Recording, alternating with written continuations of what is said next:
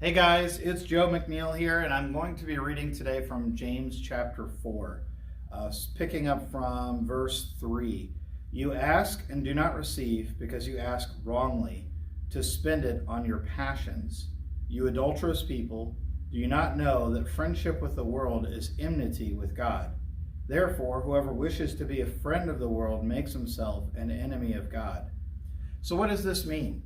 James is writing here about a warning against worldliness, and it's a very prevalent thing that happened back in biblical times, but also here. You see, sometimes we can get carried away with the things that are going on in this world, whether it's your friends or something that you're choosing to do instead of what God is wanting you to do.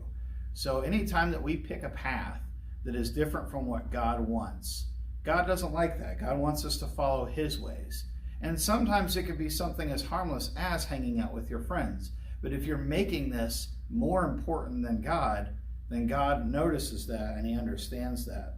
You see, when we ask of God anything, He gives us everything that we need in His time. So it may not be exactly right when you ask for it, but everything that we need, He'll give to us.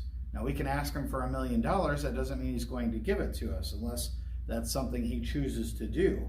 But He says here in verse 3, you ask and do not receive because you ask wrongly to spend it on your passions.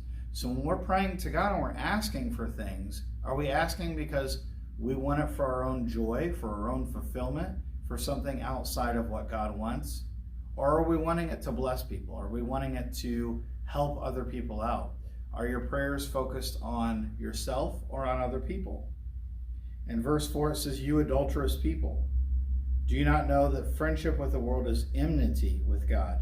Enmity here means to be at odds with, to have beef with, as the kids might say, right? So he's saying, you adulterous people, that means you're cheating, okay? You're cheating on God. Your relationship with God is being cheated on because you're pursuing the fun worldly things that you shouldn't be pursuing. You should be pursuing God. So James here is just warning us that we need to make sure that our focus is always on God.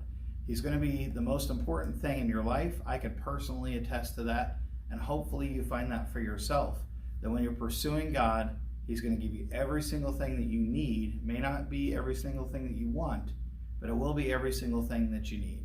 So hopefully this is something that you need to hear today.